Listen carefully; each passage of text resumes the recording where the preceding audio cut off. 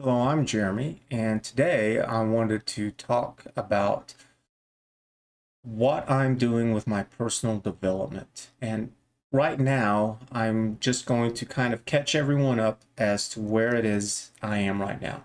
So I did a video about Jordan Peterson's overture in his book, 12 Rules of Life.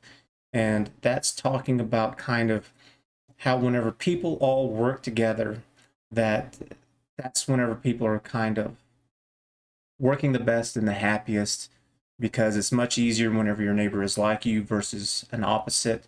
So watch that video to understand a more in-depth discussion about this. It's not too terribly long, but it should give you an idea of what's going on. And so in this video, we're going to talk about a little bit of purpose and death. But before we get into it, do me a big favor and give me a thumbs up and subscribe to my channel. And then after a while, I would appreciate becoming a member because I want to create a platform to help deal with a lot of these issues. But for now, the videos and a YouTube or whatever platform you're watching on membership there. And so I had, whenever my mom died of cancer, it really opened up my eyes to death. And it was because, well, there's someone who was literally with me since the beginning. And it really dawned on me what death was. I knew what death was. I had people in my life die, but it was much different whenever it was someone who's that close to you. It has a stronger impact. I was also older. I wasn't a teenager anymore. I was in my early to mid 20s, and some other family tragedies had happened. Kind of got depressed for a good while. Was solitary, wasn't helping. Fast forward several years, and I decided that I want to do something about it. Found out that I just knew absolutely nothing. One of the things with child neglect is there's a multitude of things, but one of them that people don't always seem to realize, and I didn't either at the time, is neglect. That doesn't mean having your children at home with you. You should be engaging with your children. School doesn't cover everything. And you see all of these stupid, worthless people out there who say dumb crap like, well, I'm here if you need me. If you have any problems, come talk to me. They don't know what a problem is. Man, if they understood what the problem is, then they'd be able to solve it. So what do they need to talk to you about? Here's a real easy example. If you go up and you say that to like a 1-year-old or a 2-year-old, they're going to look at you not understanding a damn thing that you said, and you've solved absolutely nothing. And just because they've gotten a little bit older and they've learned a few words and they've had a few experiences still doesn't mean anything. They have gaps galore. And you see this more and more as you get older. Whenever I was 10, it's like, yes, I could look back at 4-year-olds and, oh, they're stupid. Whenever I was 20, same thing, looking at 10-year-olds, they're stupid. In my 40s, you bet 20-year-olds are dumb. The correct answer, in my view, my opinion, which I firmly believe in, is that you should say, come here, child of mine, sit down, tell me what happened today, and then you fill in the gaps. We used to do this. Families used to gather around the table for mealtime and sit down and talk about their day. And the parents did this too. And the children would learn because they'd be there listening to it too and watch their parents problem solve all of these issues that came up. And the kids would talk about their days and do the same thing. And we've kind of walked away from that for some reason. Also, with my depression, I also started thinking about death and what does it mean, and questioning faith, and is it legitimate or is it not, and should you or should you not. And one of the things that I found out is that religion and spiritual belief has developed around the world everywhere. As far as I know, there is not one culture that ever came from atheism at all. And things like that I tend to like. It's just like there's nowhere in the world where you can just go there and then walk outside your door someday and just start killing people or raping them or stealing them or whatever. They're going to deal with you. And so these global phenomenon things that has happened with every single culture, I tend to like those things. You know, so I kind of lean on the sides of favoring some kind of belief system of something. As to which one's better or right or wrong, I don't know, because people don't die and come back to life and report on us. But I felt like that I was capable of doing more with my life, a lot more. And it's like, well, how do you do it? There were no answers. And now with the internet out there, it's like there are answers that are appearing. One of them is from Jordan Peterson. I'm going to talk about him a lot. And the guy has a lot of answers. Obviously, not all of them, and probably not the best answers for everything that he talks about. I would think that that would be kind of weird if he did. And so I wanted more meaning in my life and purpose. And so one of the things is that I just hate random art. I just hate things because, oh, well, that looks nice. Well, isn't that pretty or cute or whatever? I had a house that had a lot of this stuff, and it was like you could have replaced it with anything, and it just didn't mean anything. So it's like this thing right here, there's meaning behind it. It's an ancient mural that's up in some cathedral. I forget the name, it's Latin, but basically there is a kind of this holy priest, and there's also this mighty warrior back there, and it has all the materialistic things that they've acquired through their life, and it means nothing because now they're dead. And this was said that whenever, I forget, either whenever it was facing you either as you entered or as you left, or maybe it was off to the side, but you saw it every time that you went into the building, whether if you were coming or leaving, you could see it. And it was just to serve as a reminder that your materialism is not going to go very far, but perhaps with this faith, there's something to it. So you better watch out. You better treat people good, all that kind of stuff.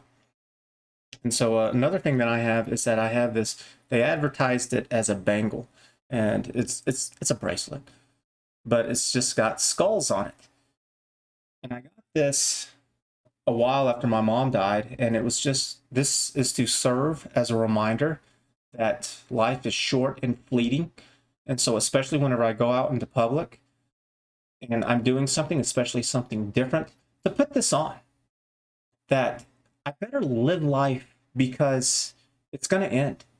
So don't let it pass you by.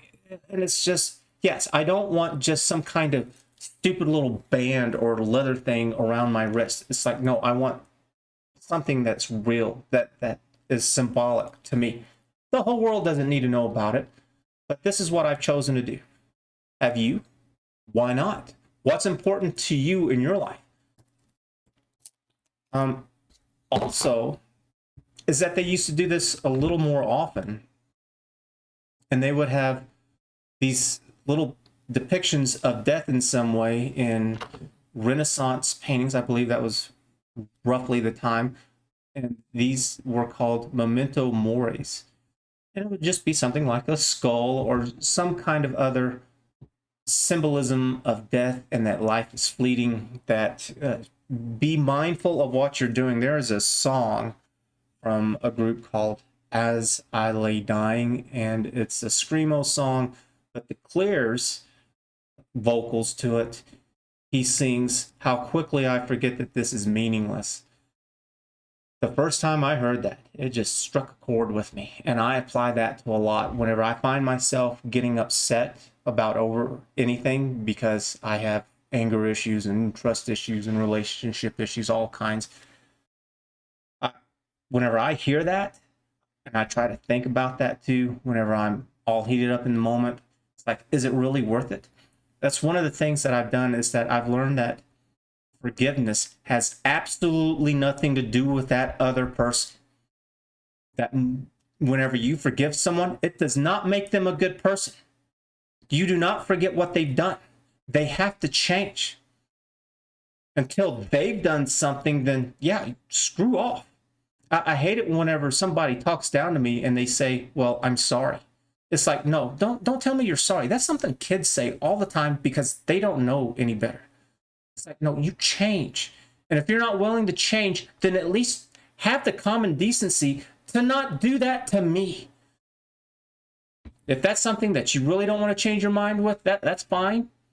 And we just won't have anything to do with each other whenever it comes to that. And we do that right now. We have all different kinds of friends, and we get engaged in different things. You know, it's like you might have friends at work, friends at school, maybe old friends that you've grown up with, friends from the family that maybe your parents knew another family and you became friends with their kids or whatever. It's just like whenever you go to the court and if you're being summoned there for jury duty or if you're dealing with a ticket, the way that you act and behave is different than what you would do with your parents, and it's different than you would do with if you were at a doctor discussing some kind of surgery or something like that. And I also came up with a saying, and all that crashed. And for me, I came up with the fact that I'm going to die creates focus to life. Let me find this.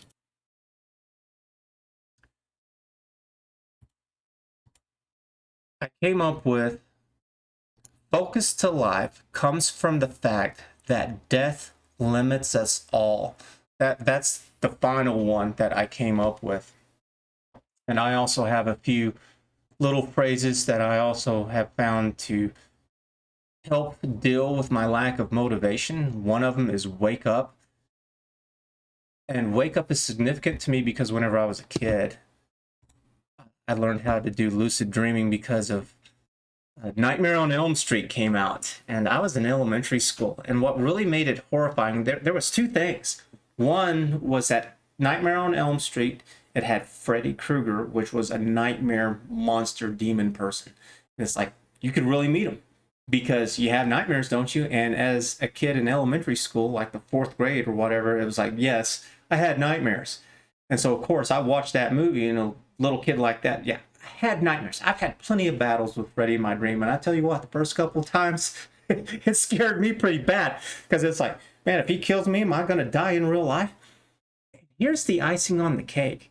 Nightmare on Elm Street, where I was living at the time, the streets were named after trees in alphabetical order. So I lived on Douglas Street, and the street right next to us was Elm Street. So yeah, those two things didn't go too well. However, I was clever enough to understand that it was just a movie, that it wasn't real, there was nothing to be afraid of, but that didn't stop the nightmares. I did realize though that, you know, dreams were just all in your head, and so it's just all my imagination. It's me. I have complete control over it. All this is being made up, you know, and it became much better whenever Freddy actually attacked me and he kind of hurt me, and then I woke up and I didn't have like any kind of scars or scratches or pokes or anything like that, so it's like, oh, okay. Whew. And so I was having a nightmare again because I had several of them. And I tell you what, it was within a couple of weeks after watching this happen. And I decided, you know what? I'm in my brain, right? This is all happening inside my head. And so I just got down on my hands and knees and I started hitting the ground and I was yelling, wake up. And it worked. And it was like, I'm doing that every single time. And yes, I did that every time whenever I started having a nightmare. And that I was also, the first time I did that, I was also aware that it was a dream. And so every time that I was having a nightmare and I was also aware that it was a dream, I did that. And then the next thing was, well, I wonder what kind of fun I can have with this. And so it led to other things like I can fly like crazy. Tell you what, it's kind of scary though, because for me, lucid dreaming is not consistent. It kind of comes and goes. And so I'll be up someplace high and it's like, am I dreaming? How did I get up here? There's only one way down, and most of the time it's just, screw it, I'm gonna jump because this can't be real. Horrifying. And at the last second, I take off. So, but yeah. But with that saying, that is definitely something that touches really deep to me. Because when my mom died, and I saw death, and that her innate corpse there, just not moving, not doing anything, in my 20s, and she wasn't old. I'm not too far away from whenever she passed away. I've got a few more years to get there, but it was from cancer. I'm now older than she was when she had her first bout of cancer, which is a little odd to kind of go through, and it'll be really odd because she passed away whenever I believe she was 51 at the time, and that's going to be weird, I think, a little bit, that I hope I'm much older before I pass away than that. And so whenever I see this, whenever I have this in front of me to kind of examine, it makes me thankful that I'm still here, and to not be bitter and to kind of calm me down. And so, what about you? What have you done? You understand this? This has pushed me to develop myself more, which is why I've created this channel, because I've been doing this for a while and it's been hard. It's been a struggle. It wasn't something that I just snapped my fingers and I just did this. It was a lot of thought and just kind of beating this into me. It's also like my weight loss. I've lost 50 pounds, and that didn't just happen overnight. It was a slow, methodical, conscious decision that I made. And that's something that Jordan Peterson talks about too. He's given an example of, like, if you have somebody who's scared of elevators, you just don't go and throw them in there. The first thing that has to happen is that they have to be a willing participant to be able to deal with their fears in the first place. And so he gave the example of an elevator, and the first step might be just looking at it. It's like, well, can you look at it? It's like, yeah. And then you go back later and it's like, well, can we get a little bit closer? And you get as close as you can until they've had enough. And then you keep doing it until you get closer and closer. And then you're right there in front of it. And then you push some buttons, and then you step in, you step out, and you step in. And next thing you know, you go up, and it's like, I mean, he said that you still, it's not like you become courageous and you are not fearful, but it's more of this, yes, I'm still scared of it, but maybe not as scared as you were, but I'm stronger than I realized. And then they'll go out and they'll start doing other things, and it kind of comes a snowballing effect. And that's something else that he talks about too, is that if you just make an attempt to make yourself better, and it's like, don't worry about failure. You're going to fail. Obviously, you're not perfect, and you don't have all the answers to everything, but you just don't stop. You keep going. That it starts to have a compounding effect, and it becomes more and more and more and more. And it kind of sounds like that might be a way that you can really make yourself a productive person. And with the plans that I have with this website, it's like, yes, I have huge, enormous plans with this. And it's like, and I think of something else, and it's like, I've got even more.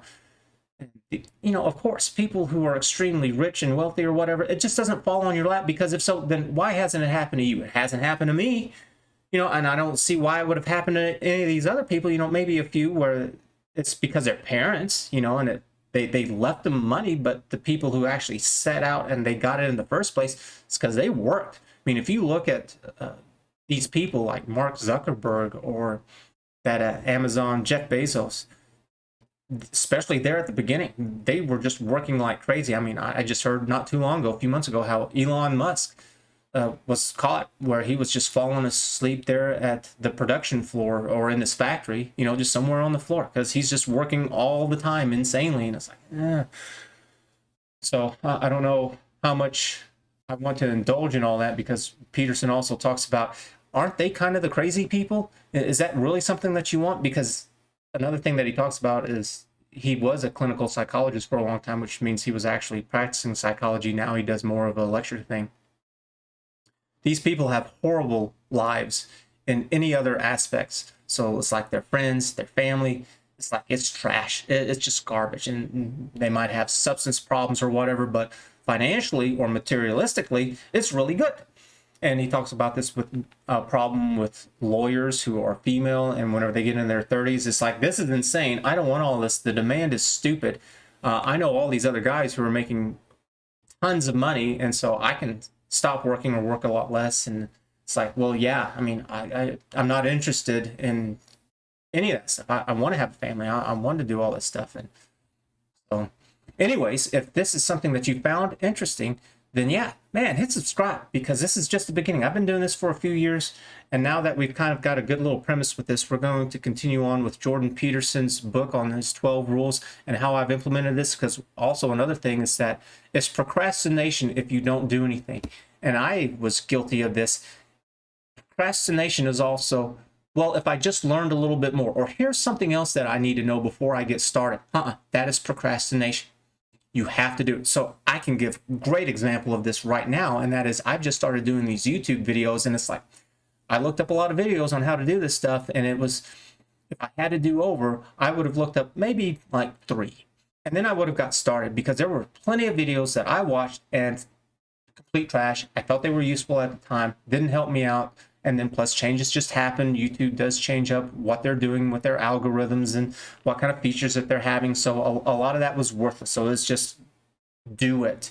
Yes, you're going to fail.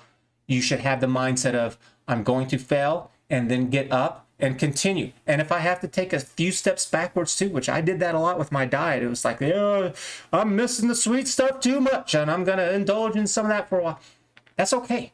Just don't stop. And that's what I'm doing here. I'm not stopping with this. Nothing is going to make me stop. If I have to go out and be homeless and I'm living in some kind of renovated moving van where I'm living in like a 1-bedroom truck or something like that in the back in order to do this, then that's what I'll do. So I hope you've enjoyed the video, and we'll see you again.